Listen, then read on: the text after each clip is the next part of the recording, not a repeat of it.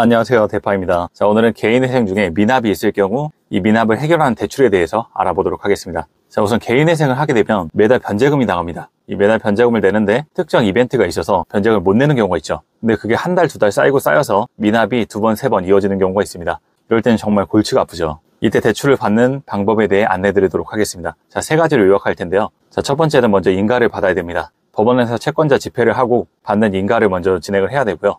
한 보통 4일차 정도 되면 인가가 이루어지더라고요. 그래서 인가 전에는 미납이 있으면 좀 진행이 어렵다고 보셔야 되고, 인가 후에 미납이 있을 경우 진행을 볼 수 있습니다. 자, 두 번째는 소득 확인이 돼야 됩니다. 직장인이나 프리랜서, 개인사업자 등으로 최근 3개월 이상 소득을 올리고 있어야 진행이 가능하시고요. 주부님의 경우 예외적으로 진행이 가능하곤 합니다. 자, 배우자분께서 소득이 있다고 간주를 해서 은행에서 진행을 해주는 거겠죠. 마지막으로 회차 미납이 3회차 이상 넘어가면 진행이 어려운 경우가 있기 때문에 3회차 미만으로 어느 정도 유지를 해야 되고, 미납 금액 자체는 500만 원 미만으로 유지를 해야 됩니다. 그러니까 소득이 커서 월 변제금이 250만 원 이렇게 된다. 그러면 2회차 이상 미납이 될 경우 진행이 어려울 수도 있겠죠. 그러니까 3회차 이상 미납이 되면 안 되고 500만 원 이상 금액이 초과가 되면 안 된다. 이렇게 알아두시면 될 것 같습니다. 자, 미납이 3회차 이상 넘어가면 문제가 뭐냐면 개인회생이 폐지가 될 수가 있어요. 자, 개인회생을 처음에 수임료를 내고 힘들게 탕감을 받았는데 요게 다시 폐지가 된다면 참 허무하겠죠.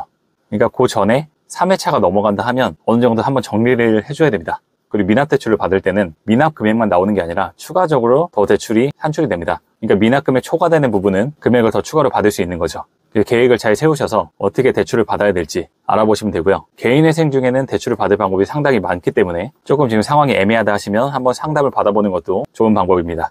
자, 영상이 조금이라도 도움되셨다면 좋아요와 구독하기 부탁드립니다. 감사합니다.